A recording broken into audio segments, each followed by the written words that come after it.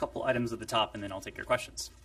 I'm sure you all have seen the recent travel advisory updates for Ukraine and the announcement that came out just a short time ago.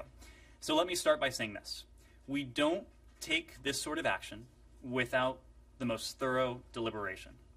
And over the course of the last few days, these deliberations have led to a series of staffing changes in Ukraine. We feel all of these actions were absolutely necessary, and decisions were made with one thing and one thing in mind, and that is the safety and security of U.S. citizens and our colleagues on the ground. Now, let me tell you what made this necessary.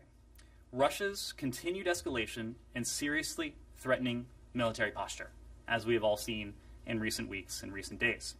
We are basing our assessment on what we are seeing on the ground with our own eyes, which is a continued and unprovoked Russian buildup on the border with Ukraine and no accompanying evidence of de-escalation.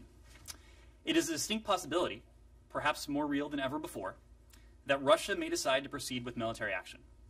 With new Russian forces continuing to arrive at the Ukrainian border and Russian forces staged all around Ukraine, an invasion, as we have said, could begin at any time. Should Putin decide to order it, there would be widespread human suffering. All the while, we are actively working to try to reach a diplomatic solution, and we remain engaged with the Russian government following President Biden's call with President Putin over the weekend. But since no one has full visibility into President Putin's decision-making, and there hasn't, as I said before, been any tangible sign of de-escalation, we have taken the prudent steps of updating the travel advisory for Ukraine to urge U.S. citizens to leave Ukraine immediately using any available mode of transportation. And now, most recently, as you saw just a little bit ago, we are in the process of relocating our diplomatic staff from Kyiv to Lviv.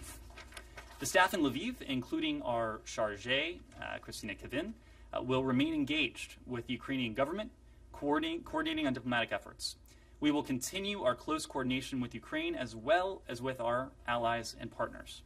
Russia, if it sought to do so, has failed in its goal of dividing the United States and our allies and partners. If anything, we are more united as we confront Russia's threats and aggression. We are intensifying our efforts to deter Russia and to impose costs should Moscow decide to go ahead with military action. Whatever happens next, we are resolute in our support for Ukraine's sovereignty, for Ukraine's territorial integrity, and we will continue our assistance to the people of Ukraine. It remains unclear to us whether Russia is interested in pursuing a diplomatic